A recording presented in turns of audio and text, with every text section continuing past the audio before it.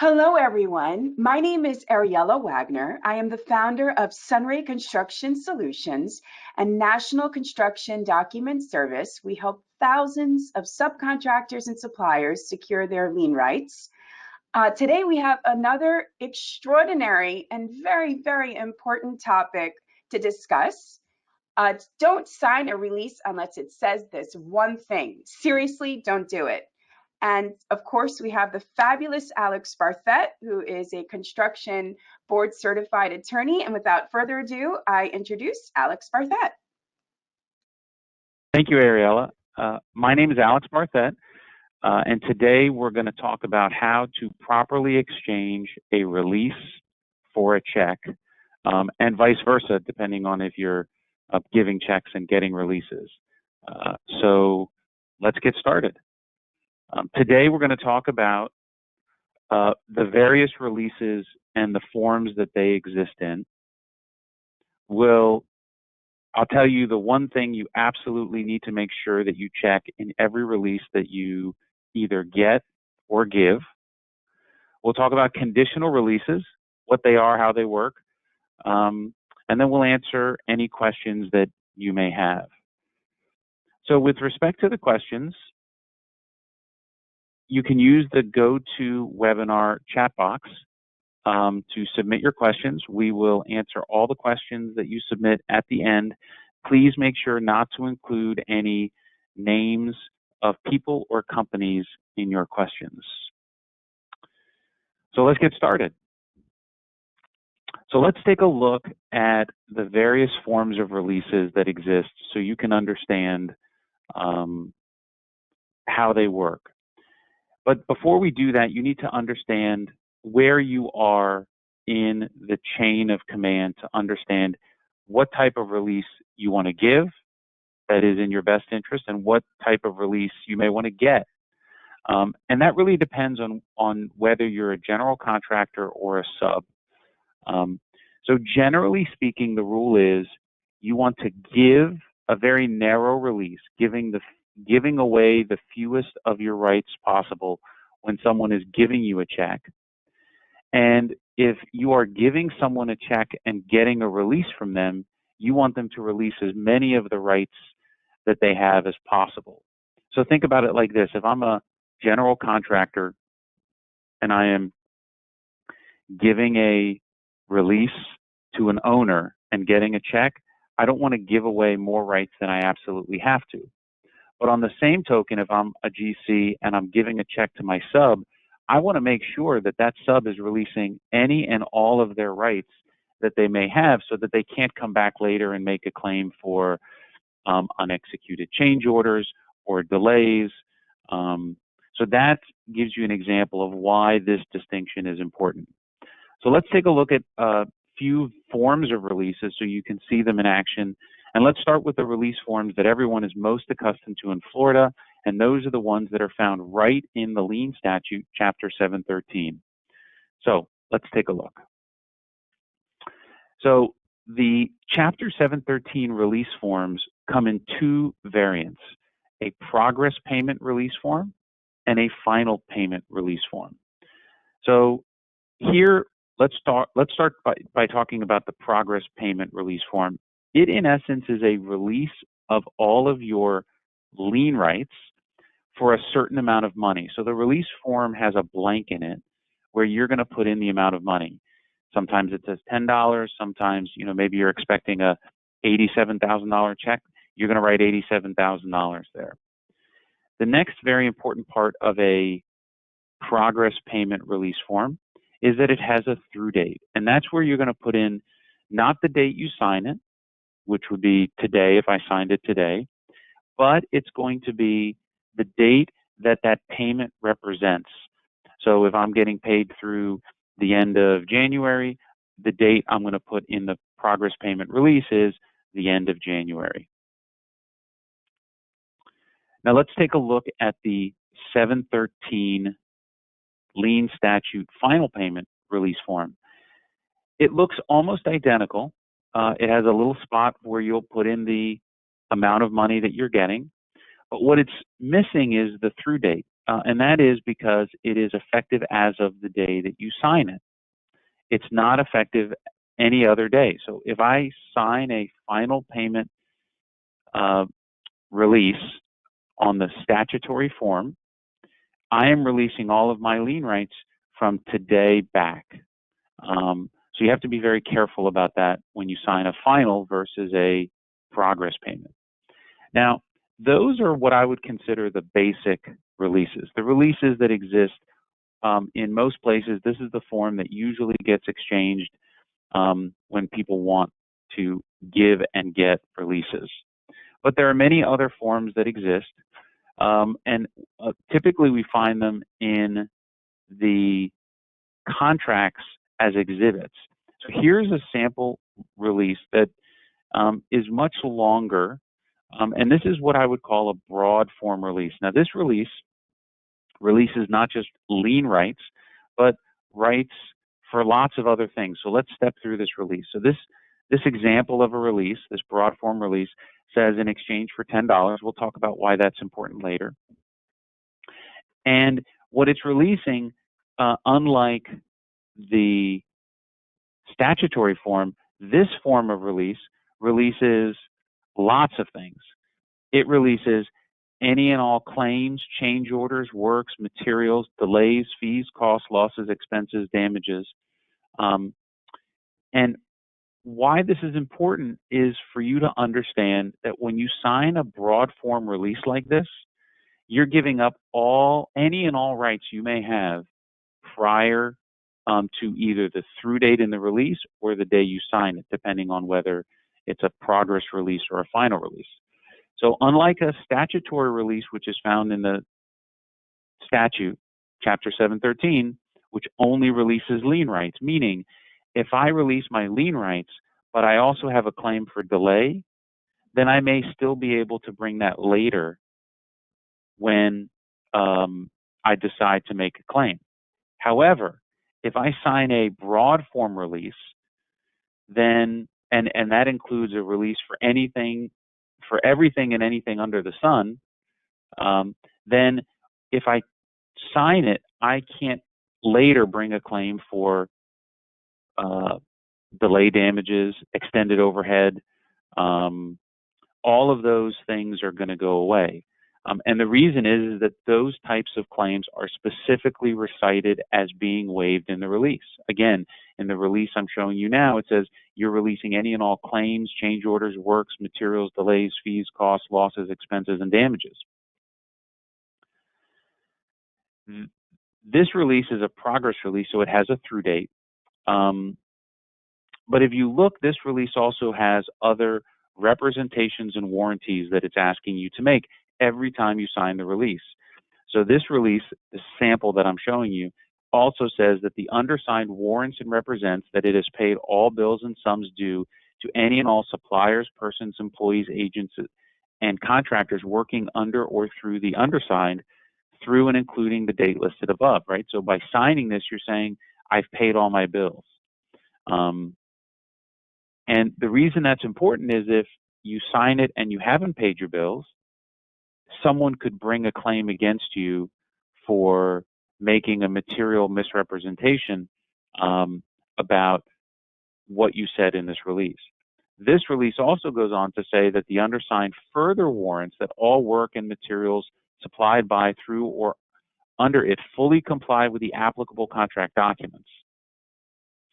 So again, that's a representation and warranty that doesn't exist in the statutory form, but now is something you're saying every month. So if something is not built correctly, not to code, they may have claims against you based on the contract, but now they're getting you to represent and warrant that all of that is true every month. So you have to be very careful when you sign releases that have, I would say simply, lots of words. The more words mean that you are much more likely to be releasing lots of rights that you have every month. Now, as a contractor who hires subcontractors, I would say you want a release like this. You want to know that your subs are releasing everything under the sun. in order to get their check. By the way, this also applies to subcontractors with respect to your subcontractors, right? So if I'm a mechanical subcontractor and I hire a sheet metal subcontractor, subcontractor, I would like my sheet metal subcontractor to sign a waiver and release like this, so that I know that I'm getting a release from them of all the rights that they have.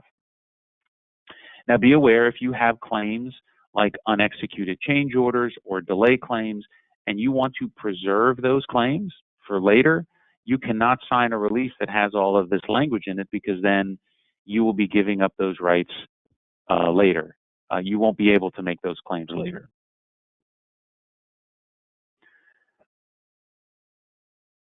So how do you deal with this in the course of your negotiations? Well, the best time to do it is at the time you're reviewing the contract. We usually see that the form of release that is going to be demanded upon you is an exhibit to the contract. So when you review your contract before you sign it, if you want to make changes to the release, now is the time to do it. Sometimes we also see that it may not have an exhibit as a release, but it says that you agree to use any form of release that's acceptable to the contractor. Well, if that's the case, then the contractor may present you with a release that you're going to be obligated to sign. So sometimes people think, well, I don't have to sign any release but the release that's found in the lien statute. And that generally is true, except for when you signed a contract that said that you will sign a specific form of release. So let's talk about the one thing you absolutely need to make sure of every time you sign a release. This is a mistake I see clients make on a pretty regular basis. You need to make sure that the through date of the release matches the amount of money that you're getting for that month. Let me explain what I mean. Some clients of ours believe, let me give you an example.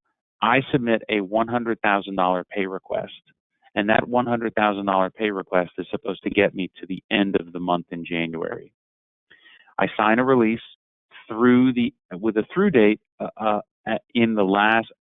of the last date in January, and I go pick up my check, and that check is only $80,000, and I was expecting $100,000. Some clients perceive, well, that's okay because I submitted a $100,000 pay request. I only got a $80,000 check, so I was shorted. I'm okay because now the numbers don't match. Next month they'll have to pay me that extra $20,000. The problem is that the through date of the release is what is going to govern the applicability of that release, not the amount of money.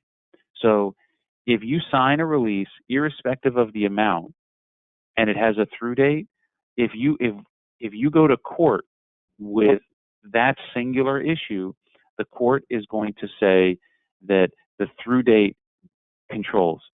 The judge is going to say, I'm sorry you didn't get all your money, but you agree that whatever you got was going to be enough to get you released through that through date. They're not going to second guess that release.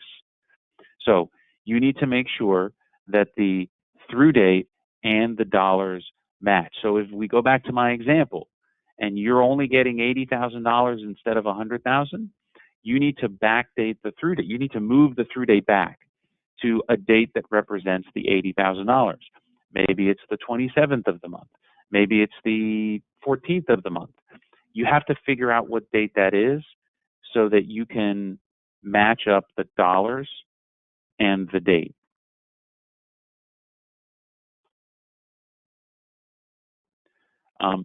A few other things to keep in mind.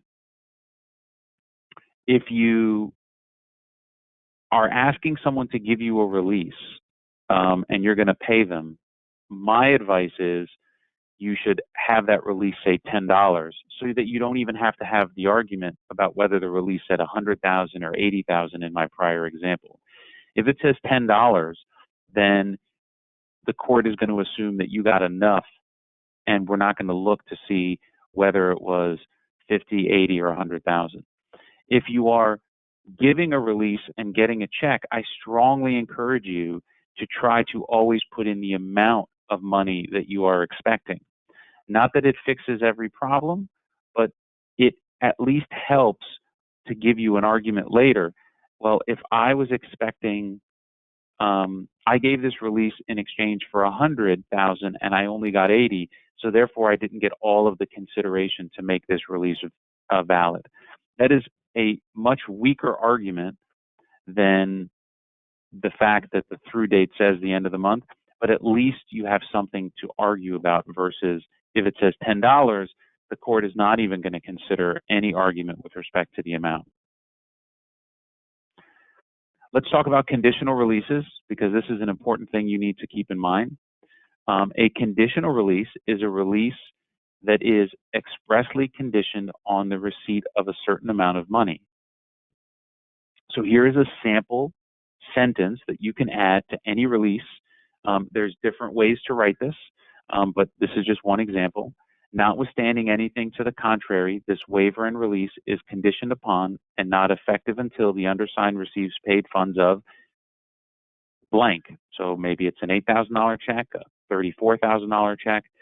So if you put this in any release, that release then becomes conditional. So you can handwrite it in, you can type it in. We make stamps.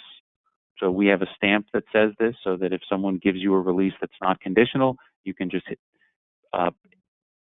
the stamp on the release, write in the amount, and that release becomes a conditional release. Sometimes we see releases that are titled as conditional releases, but they don't have conditional release language in it. So be careful for that.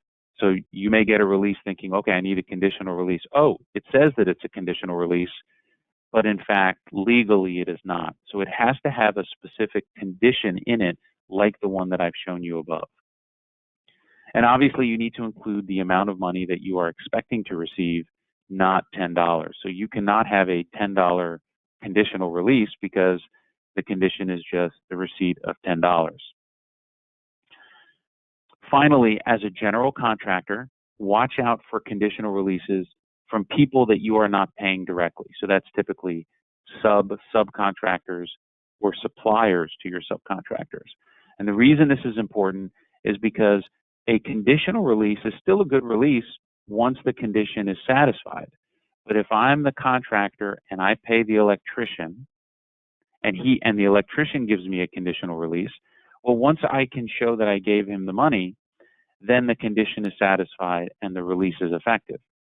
But if I take from the electrician the conditional release from him, as well as a conditional release from his supplier, and I pay the electrician and I've satisfied the electrician's condition, but the electrician does not pay the supplier, then what I am holding, which is a conditional release from the supplier, is worthless because that condition of the supplier getting their money has not been satisfied. So if you are getting conditional releases from people that you are not actually issuing the check to, you need to make a business decision. Do I trust them enough that I'm going to get that release, that they're going to pay their bills? If not, you have two choices. Option one is to tell, in my example, the electrician, I will accept the conditional release from you. I will not accept the conditional release from your supplier. So I'm not paying you until you give me an unconditional release from your supplier. That's one option. A second option is to demand, or is to tell the supplier and the electrician, I'm going to issue joint checks. I'm going to control the conditions that we're going to put in place here. I'm going to give you, electrician, your money, and I'm going to give the supplier their money. And if I accept the conditional release on those grounds, I know that I can satisfy those conditions because I'm issuing the checks myself.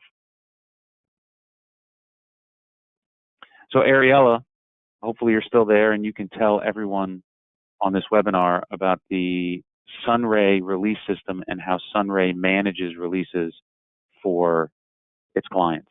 Absolutely. How could anyone not be here? The information is so valuable. You just want to listen, keep listening to you. So those who are SunRay customers, you probably know that you could do all of your waivers and releases of liens for free in our system. And I do want to clarify something very important. A release, the waiver and release is specific to your notices to owners. It has nothing to do with a satisfaction of a lien. So the release again has to do with your preliminary, otherwise known as your notice to owner, versus if you do lien the property, a satisfaction of the lien. So all the statutory forms are in the SunRay system. So everything that Alex was going over, they're in the SunRay application. So if you use our services, all you have to do is go online, and we'll see that shortly in your portal, and you could do your waivers there. All of your releases are also stored online. You'll be able to see that shortly. All of the releases can be done for free. So this is not an additional cost. You could do this all through the SunRay system, and the releases can be personalized by adding your logo. So we'll go to the next one. So as he was discussing, conditional waiver release upon conditional waiver and release on final payment, progress payment, the unconditional and final, and the unconditional and progress payment. So all of these are stored in our system. And the wonderful thing about it is that if you have several people in your department and one person goes on vacation and you wanted to see if they did a release or not, it can all be right here. So if you could see the release type, condition waiver and release on progress payment, and then an unconditional, everything is right in front of you. There's a PDF form, there's the Word format. I don't suggest making changes, but you still have that ability. If you need to delete it, you could remove it. Once it's notarized, you can upload it right here. So in the event that you do have to go to court and the attorney asks you for all of your waivers and releases, all you have to do is download them right here when you're in your management portal here for your waivers and releases. Go to our next screen. And now we have the point where if anyone has any questions, you can ask on the right side of the question poll, and don't be nervous. Bear with me. I do actually see a question here, Alex. So how bad is it if you give a release to a customer, how bad is it to give a $10 release to a customer if they paid their payment and it had cleared? So we typically see that there are two reasons why contractors want $10 releases. One reason is they just, for the reason I said in the presentation, they just want to know that we're not going to argue about the amount. It's $10, so you can't come back later and say that I shorted you your payment. The other reason sometimes that contractors want $10 releases is because they don't want to show the owner how much they're paying each of the subs. They don't want the owner to get the releases and start adding up the dollars and realize, oh, wait a second, I'm paying the contractor X and he's only paying a portion of that to the subs. So they want $10 releases so they can have some reason to hide that information from the owner. If you give someone a $10 release, meaning you receive a check and that check is the right amount and the release says $10 and your check clears and the release again says $10, you're fine. There's no problem with that at all.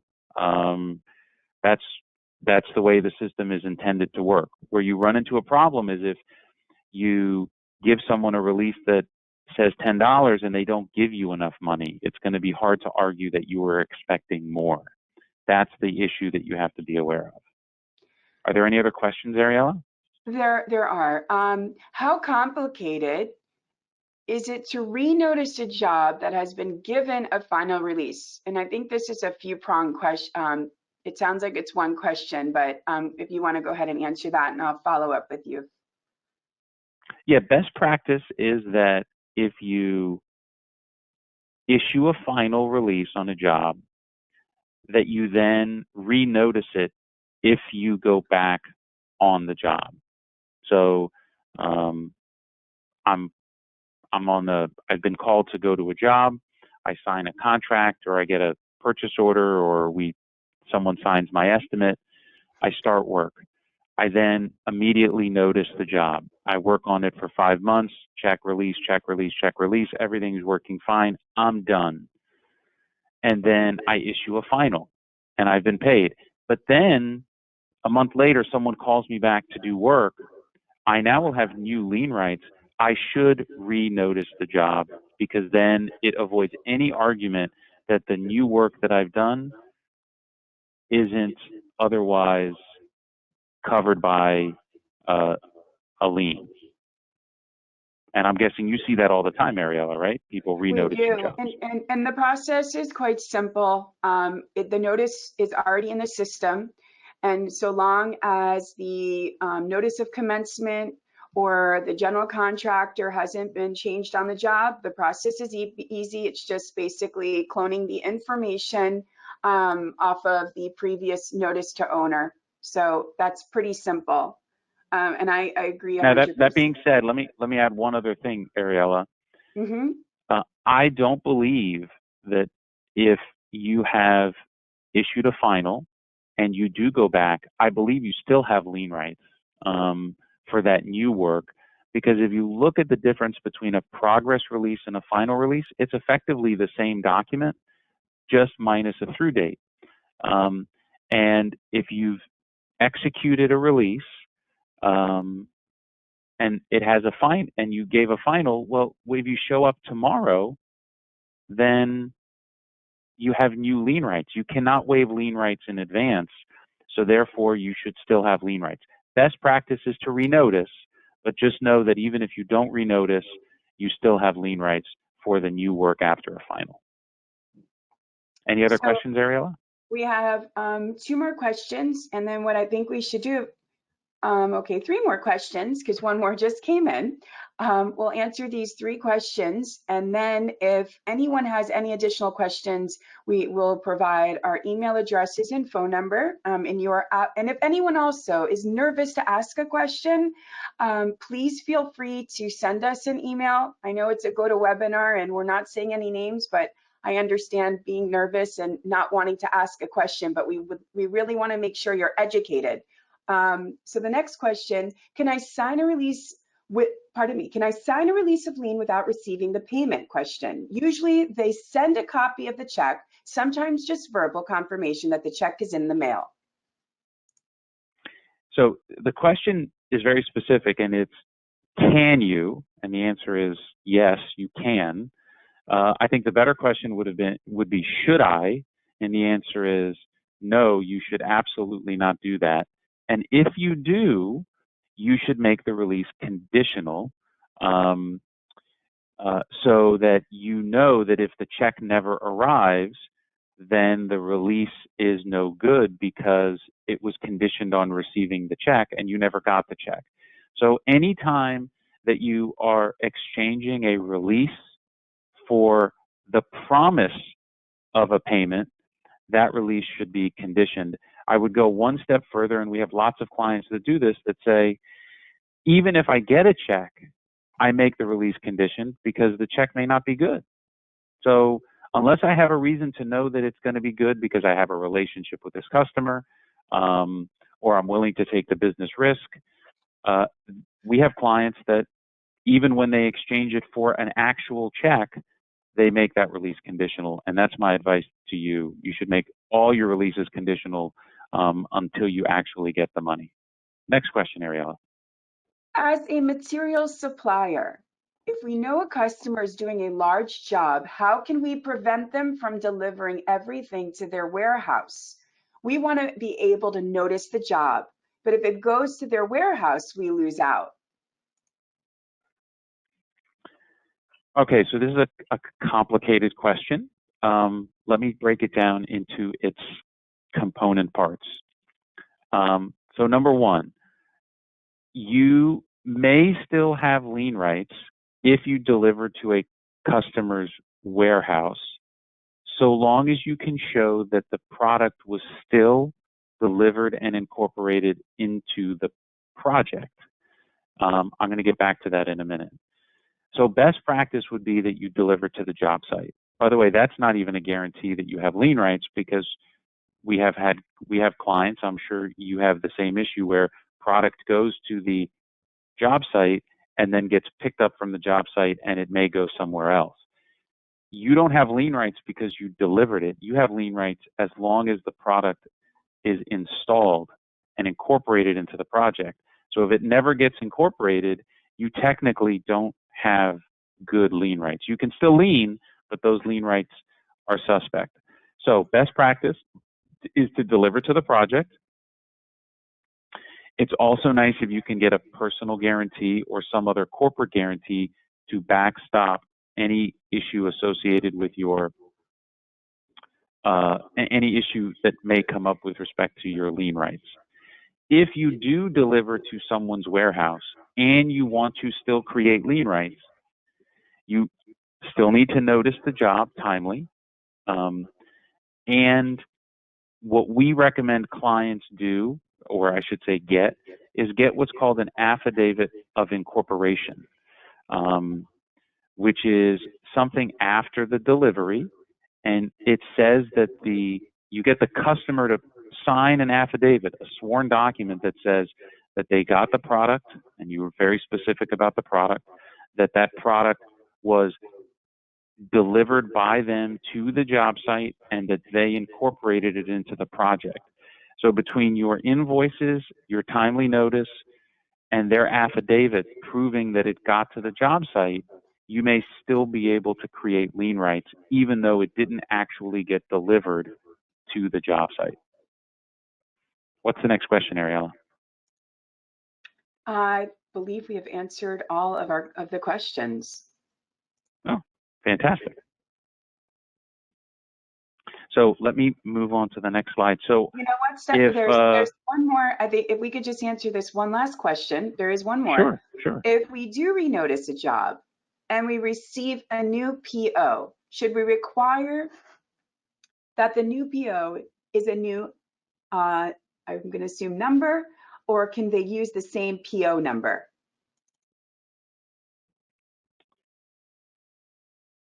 So if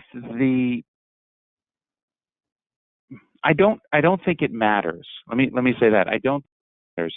If it is the old PO number, to me that would be the equivalent of a change order to a contract. So your date of first work, if you were to lien, would be when you first delivered material. If there was no assurance that you would get the second PO and it had a different PO number, I think there's a good argument that that is a second separate contract, and you could say that, well, my first contract started and finished, and now I have a new contract, and that's started and finished, and you would renotice it timely as if it were a brand new contract, as if the first one didn't even exist.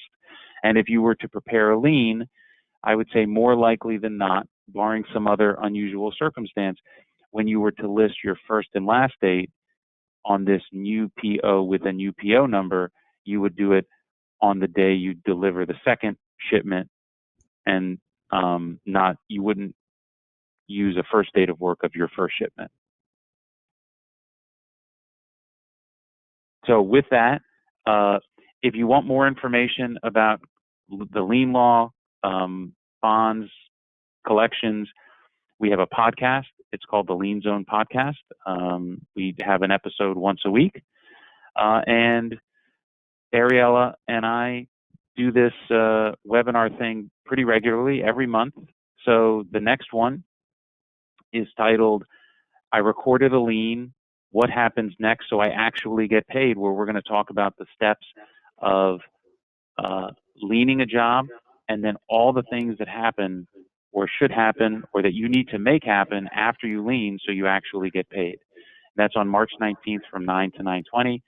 And earlier this week, we had our Miami 3-hour lien law seminar where we rolled up our sleeves and did a deep dive into liens, bonds, contracts, and collections. Our next one is on May 12th from 8 to 11 in Boca Raton. You can sign up for all of these webinars and seminars at sunraynotice.com/education. And as Ariella said, here is our contact information if you would like to call us or send us an email with any additional questions.